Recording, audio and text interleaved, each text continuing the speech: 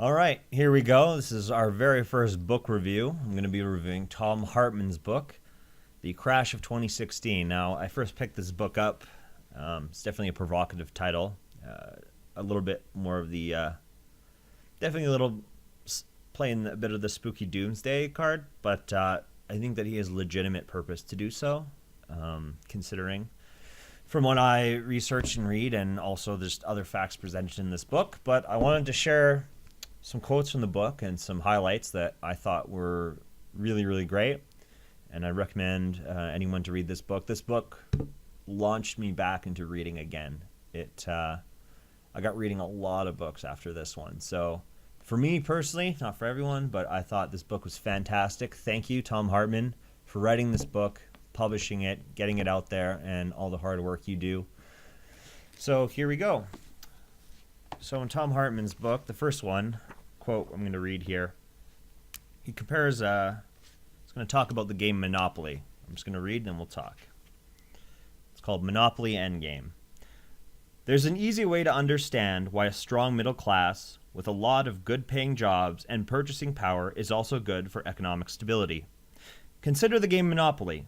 If your opponent scoops up Boardwalk, Park Place, North Carolina Avenue, Pacific Avenue, both utilities, the 4 railroads, and an array of other properties on the board, that's it. The game's over. The other players, who were once middle-class property owners, will go bankrupt, as they are forced to pay higher and higher costs for rents and services, utilities, and transportation. Eventually, one player has all the money, and the losers are left standing out in the cold. But what if Monopoly didn't end there? What if the once middle-class but now broke players kept rolling the dice and kept going around the board, using their credit cards and lines of credit to stay in the game? While they are running up massive personal or small business debt, the monopolist who owns everything is finding it harder and harder to collect income from the increasingly impoverished players. They can't afford to pay rent, they can't pay utilities, and they can't ride on the railroads. Eventually, when the consumers run out of both cash and credit and can no longer spend any money, even the monopolist goes broke. Then, not only is the game over, but the game is over in a massive disaster. I think that's a really great analogy he puts, because Monopoly is really the staple game on kind of how an economy works. And when one person owns it all, no one can pay the rent. I mean, when you play Monopoly, you sort of get to that point and you go, oh, the game's over, I won. But really, the person who's formed the Monopoly really hasn't won. Because there's no more income coming in, there's no more spending happening, there's no movement in an economy, there's no changes, economic growth, there's none of that. I thought that was a really great part in the book. Also, Thom writes, another section he had, he writes about, I thought this was a really interesting statistic. He says, at a blistering pace, American industries are being sold to the highest foreign bidders, be they Chinese business tycoons, Saudi princes, or Russian oligarchs. In the time it takes you to read just one page in this book, $240,000 worth of American industry is sold off to a foreign interest. So that just goes to show how he uses the term economic royalists in the book, and that basically refers to capitalist businessmen who are basically moving all the jobs and all of that out of the country of America and overseas for cheaper labor and just kind of exploiting it. I thought that was shocking how fast basically the country is being liquidated in a sense. There's also the talking about, this one's going to go on about a little bit about healthcare. Thom writes, talking about the royalists, which I just mentioned, the royalists warned that President Obama was taking over the American healthcare system with all its advanced MRI machines and laser surgeries and cutting-edge medication, and transforming it into socialized, rationed healthcare system like the ones that were killing off millions of people in, quote, communist Europe. It was a myth that everyone who lives outside of the United States, in particular in Canada and Europe, regarded as patently absurd. Europeans have far better healthcare results than Americans, and nearly every single person I've talked to from a nation that has a single-payer system told me they prefer their healthcare system to mine any day of the week. Thank you very much. Damn. And that also goes to show why healthcare should not be a for-profit model, because when you have healthcare that's for-profit, it relies on the continuation of sick people in order to stay in business. Because if there's no sick people, the hospitals close. So if you have a for-profit model, the ethic is to maintain sick people to make more money. So that's why governments need to take care of healthcare, and it shouldn't be left out to private corporations. I thought that was a really great quote that he put in. Also, we have, moving on in his book,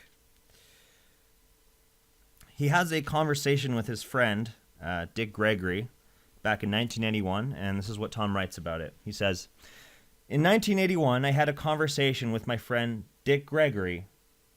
We were on an airplane high above the Atlantic Ocean on our way to Uganda to do relief work, and our conversation turned to America's unfortunate wars abroad. Mind you, this is 20 years before the start of our nation's most recent decade of military misadventures. It was during that conversation that Dick gave me one of the best insights I'd ever heard on democracy and human nature. Quote, I don't know why America always thinks she has to run all around the world forcing people to take democracy at the barrel of a gun, unquote, he said. He paused for a moment, and then he added with a sly grin, quote, when you've got something really good, you don't have to force it on people. They will steal it. I think that's a really good quote on why we need to not be moving around onto other continents forcing our ideas through the barrel of a gun. I mean, if your system is so right, if what you have is so true and so correct, people will steal it. The best stuff, people are willing to steal. Whatever's worth the most money, people will take that and just grab it. I mean, you look at pirating of software and music. I mean, the best stuff, I mean, people will just steal, and that's what really needs to be applied to democracy. If it's really that good, if what we have is really that great, people will steal it. So maybe we should just chill out a little bit. Thought that was a really good one. Also, moving on in his book, he writes, talking about there's been a recent trend increasing on people hoarding money, because there's sort of a fear that there is going to be a collapse. And when too many people hoard money, it's not moving through an economy, and it basically crashes. So anyway, this is what Thom writes. Wall Street is also hoarding enormous amounts of money. Dan Frumkin at the Huffington Post explained in July 2012, the latest report from the Federal Reserve shows that big banks' cash reserves peaked in the third quarter of 2011, but are still near their all-time high at just under $1.6 trillion, an astonishing 80 times the $20 billion they held in reserve in 2007. He also goes on to say, since the end of 2010, the banks have boosted the amount they're stockpiling at central banks by 84%. The Institute on International Finance, a Washington-based organization, calculated that companies in the United States, United Kingdom, Eurozone, and Japan were sitting on nearly $8 trillion worth of cash. Altogether, the wealthiest people on the planet have as much as $32 trillion stashed away in overseas financial institutions, according to a study by the Tax Justice Center in 2012. Damn, tax-free money, hoarding it off-seas. All right. And then he also goes on to say, a little later on, he proposes this question. If the economy really is doing so well, then why are the wealthy giving signs of the opposite, quietly leaving markets and just sitting on the sidelines? I think that's a really great observation. Moving on in the book, talking about some of the fears certain governments may happen to have about a coming crash. Is there some evidence to show that some governments know that there's a serious problem coming? Is it possible? Thom writes, in the United Kingdom, officials have been planning for another great crash for years.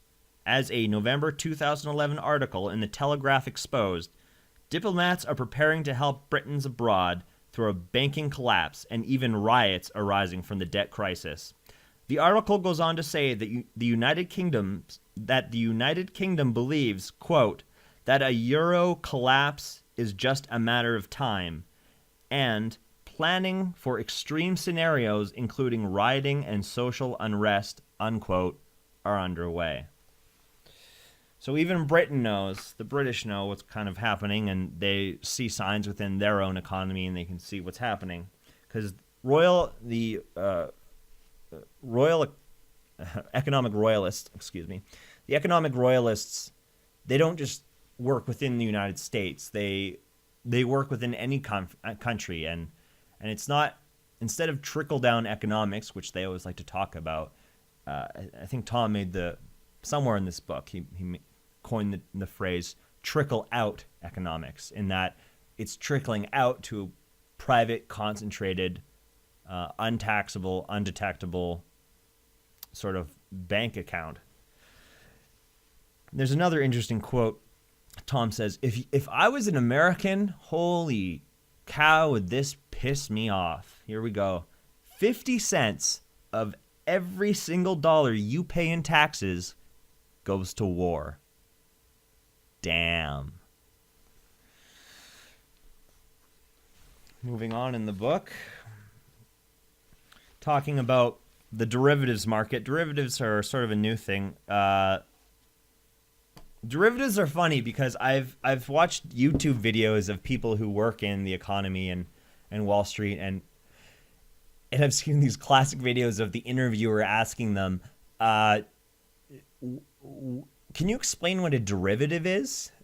And they usually just sit there like, well, a derivative is, it's this thing, well, you have certain, okay, let's take it back. You have a certain value, like they can't even explain it. It's ridiculous. Long story short, the best way I can put it in my own words, I'm not even an economist, I don't even work on Wall Street, is derivatives are basically high-risk bets that you can place. So like you could bet on anything, whether that be like, I think X company stock is going to go down X points by this time. I'm going to say a bet on yay or nay that will happen. And you can be placing bets on bets, and it just goes on to this huge thing. Anyway, so Thom writes, but this is just the beginning. Wall Street can only make so much money through traditional lending, but through complex derivatives that banks can sell back and forth to one another, then an endless amount of profits, unlike any the world has seen before, can be made. So Wall Street went nuts buying and selling derivatives to and from each other. The derivative market grew 1,000% since 1996. Damn.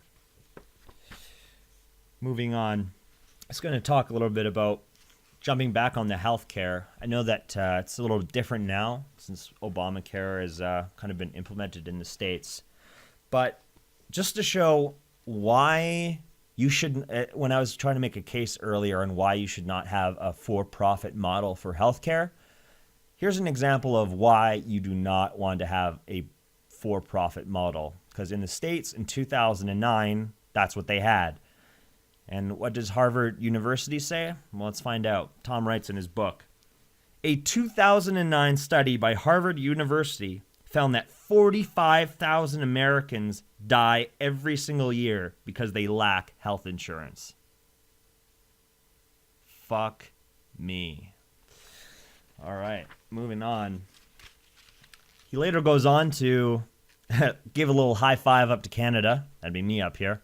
He says, and I can vouch for this. I'll tell you, I'm done. This isn't a bunch of bullocks. Like, this is the real thing. Here we go. Thom writes, today, Canada has one of the highest life expectancies in the world and spends almost a third less a year on healthcare than we do in the United States. What up?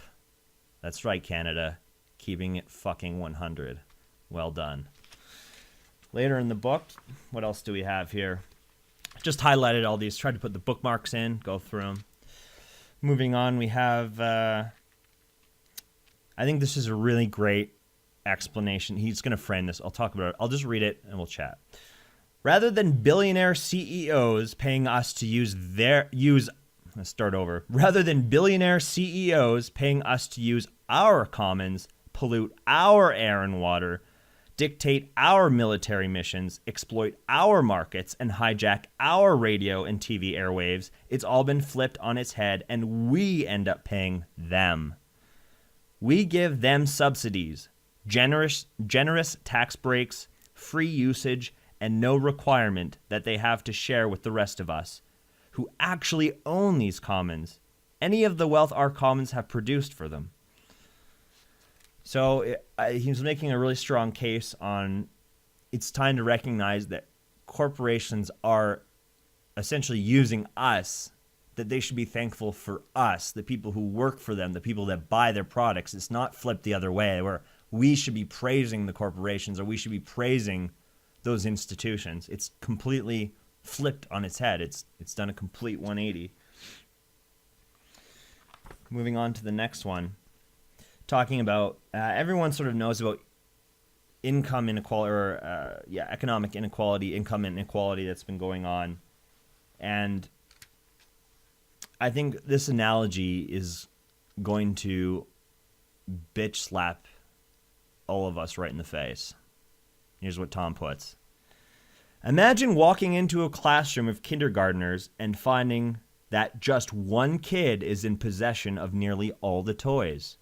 Just one kid has thousands of toy cars, army men, and building blocks piled up like Scrooge's money bin, filling half the classroom. One or two of the kids have a dozen or so toys, and the rest of the class of kids have to share just one dinky old rag doll. No one could possibly think that's a healthy way of distributing toys to a kindergarten class. That one kid couldn't even play with all those toys. Would we call that kid a toy creator? Would we tell all the other kindergartners that they can only play with toys when that one student decides to share them? Of course not. Yet that's exactly what we do with billionaires in our economy. Billionaires who can spend all the money they have and are more and more reluctant to invest that money in their workers, their businesses, and their communities. So, what good are they? It's time to put in place a new wealth tax in America, one that prevents the accumulation of all wealth over $1 billion. If you can't get by on $1,000 million, then you probably shouldn't have access to that much money in the first place. There's nobody who can't make it on $1 billion. So any wealth over $1 billion, 100% of it goes to helping the rest of the country have a decent life. Thom Hartmann, high five. Moving on to the next one. I know that there's a lot of criticism about they like to attack unions and worker rights, and that's not an effective way to run an economy, that you have to destroy unions, break up unions. But let's take a look at this. Do American workers really need to lose wages for the sake of our economy? Not if we do what Germany is doing. In 2010, Germany manufactured 5.5 million cars. The United States manufactured less than half that, just 2.7 million cars. So according to the logic of the economic royalist, Germany must pay their auto workers jack, right? Actually, Germany paid their auto workers about $67 an hour, including wages and benefits, but the United States paid its average worker only $33 an hour, also including wages and benefits. On top of that, German car manufacturers were highly profitable despite the comparatively large paychecks of their workers. BMW earned a before-tax profit of 3.8 million euros and Mercedes-Benz hauled in profits of 4.6 billion euros. So for those of you who think that we need to hack the minimum wage and hack off wages of workers for the sake of the economy, it's simply not true. There's your evidence. There's your facts. End of story. I mean, that's really it. The end of the book, I'm not going to spoil for those of you who do want to go out and read this, because it's a really fantastic book. It was really touching. He writes a letter from the future to his children after sort of everything buckles down and goes wrong. And it was absolutely touching. And it touched me, and it spoke to me. And I hope you check out this book. It's fantastic. Thom Hartmann, thank you so much. 5 stars all around.